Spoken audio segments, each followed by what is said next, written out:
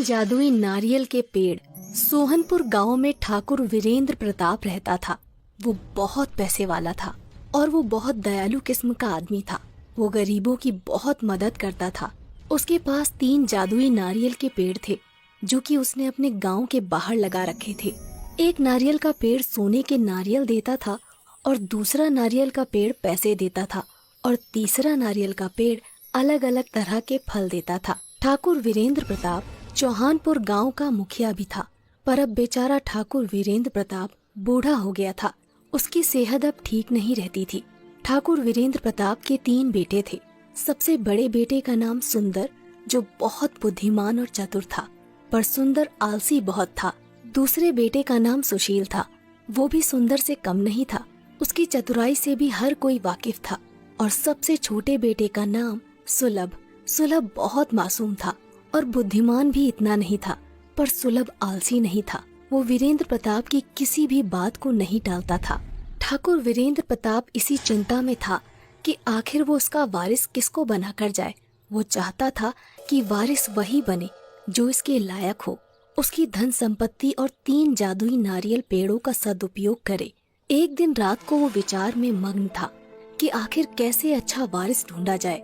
अगली सुबह हुई और वीरेंद्र ने अपने तीनों पुत्रों को बुलाया और अपने बागीचे में लगे तीनों जादुई नारियल के पेड़ों के पास ले गया और कहा, देखो बेटा, जैसा तुम्हें भी पता है कि आजकल मेरी सेहत कुछ अच्छी नहीं रहती, इसलिए मैं अपना वारिस ढूंढ रहा हूँ जो मेरी धन संपत्ति और इन तीनों जादुई नारियल के पेड़ों का सदुपयोग करे।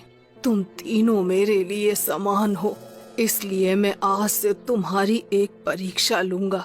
जो उस परीक्षा में सफल हो जाएगा वही मेरा वारिस बनेगा।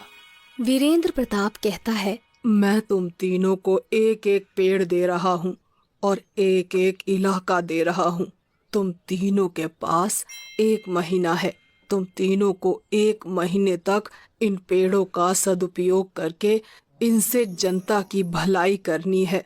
और जब तुम इन पेड़ों के पास जाकर कहोगे, सुन पेड़ भाई, कर लोगों की भलाई, तो ये अपने आप फल देने लगेगा। और इन पेड़ों का अगर दुरुपयोग हुआ तो ये पेड़ अपना अपना फल देना बंद कर देंगे। अब मैं 1 महीने के लिए गांव से बाहर जा रहा हूँ और ये गांव वाले तुम्हें सौंप रहा हूँ। और ठीक 1 महीने बाद आऊंगा और देखूंगा कि तुम में से किसने लोगों की भलाई सबसे अच्छी करी है। मैं नहीं जानता तुम ये सब कैसे करोगे।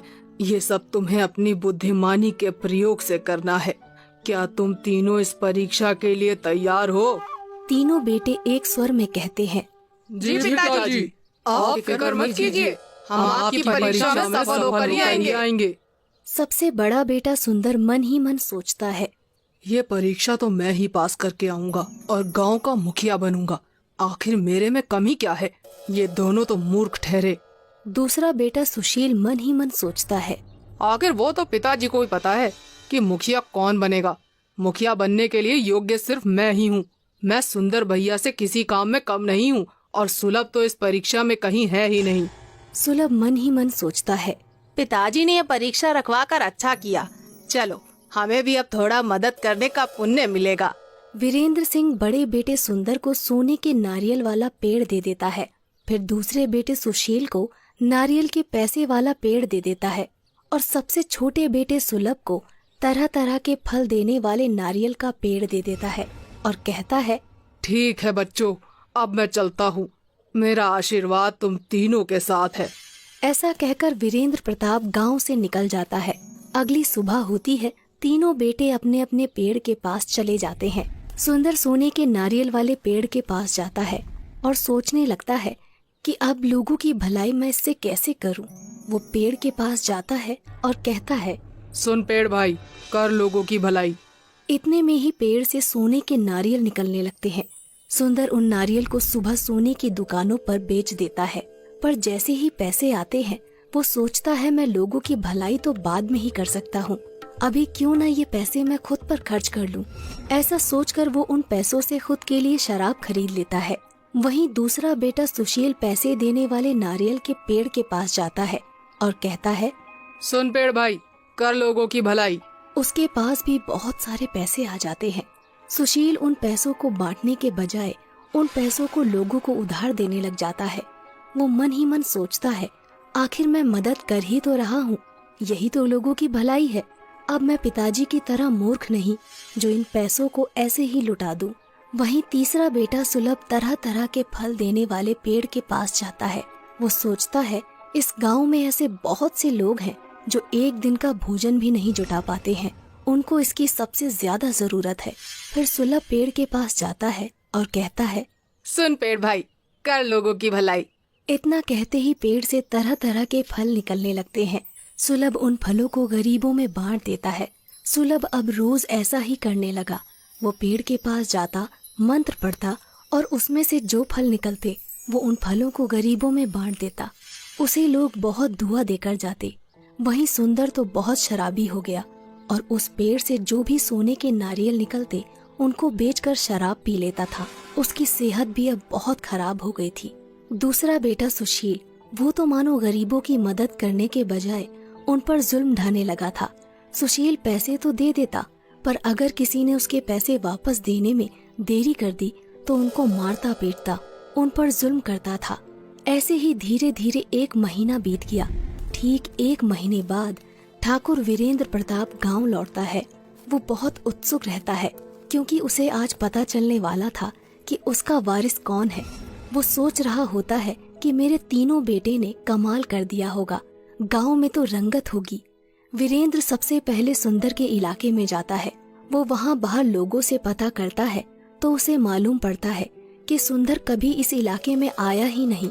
वो तो सिर्फ शराब पीकर एक जगह पड़ा रहता है। अपने बड़े बेटे के बारे में ऐसी बातें सुनकर वीरेंद्र को बहुत धक्का लगता है। उसने कभी सोचा भी नहीं था कि उसका सबसे बड़ा बेटा सुंदर इतना बुरा नाम कमाएगा। खैर, फिर वो अपने दूसरे बेटे सुशील के इलाके में जाता है। वहां जाकर तो वो चौंक जाता है। सुशील इलाके में तो आता था, पर वो सिर्फ वसूली करने के लिए। सुशील के नाम से गांव वाले लोग बहुत डरते थे। उसका नाम सुनकर ही कांपने लग जाते थे। अपने बेटे के बारे में ऐसी बातें सुनकर वीरेंद्र को बहुत दुख होता है।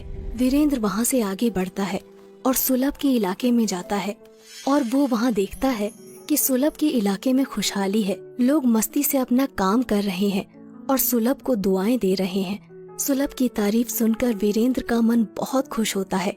वीरेंद्र फिर सीधा अपने घर जाता है और अपने तीनों बेटों को अपने कक्ष में बुलाता है। तीनों बेटे वीरेंद्र के पास जाते हैं। सुंदर और सुशील वीरेंद्र को देखकर उनके चरणों पर गिर जाते हैं और कहने लगते हैं, पिताजी, हमें माफ कर दीजिए पिताजी, हम लोगों की भलाई नहीं कर सके। आपने जो हमारी परीक्षा ली, हम उस पर भी खरे नहीं उतरे। हमारे दुरुपयोग करने से वो पेड़ भी गायब हो गया। सुंदर और सुशील, तुम दोनों को अपने छोटे भाई सुलभ से कुछ सीखना चाहिए। उसने कितने अच्छे से अपने इलाके को संभाला और गांव वालों की भलाई करी। इतना कहकर वीरेंद्र सुलभ को अपने पास बुलाता है। सुलभ, इधर आओ बेटा। जी पिताजी। सुलभ, मुझे बिल्कुल भी उम्मीद नहीं थी कि तुम इस परीक्षा में पास हो जाओगे, पर तुमने साबित कर दिया कि तुम ही मेरे असली वारिस हो। शाबाश बेटा, शाबाश। नहीं पिताजी, मैंने ये सब वारिस बनने के लिए नहीं किया। मैंने ये सिर्फ लोगों की भलाई के लिए किया। और जब मेरे बड़े भाई सुंदर हैं तो उनके रहते मैं वारिस नहीं बनना चाहता। वाह बेटे वाह, तुम तो बेशकीमती हीरा निकले। तुम्हारी सोच को तो तुम्हारे पिता नमन करते हैं। तुम इस परीक्षा में पास हुए हो, इसलिए असली वारिस तुम ही हो बेटा। ऐसा कहकर वीरेंद्र सुलभ को गले लगा लेता है और अगले ही दिन सभी गांव वालों के सामने सुलभ को अपना वारिस और नया मुखिया घोषित कर देता है।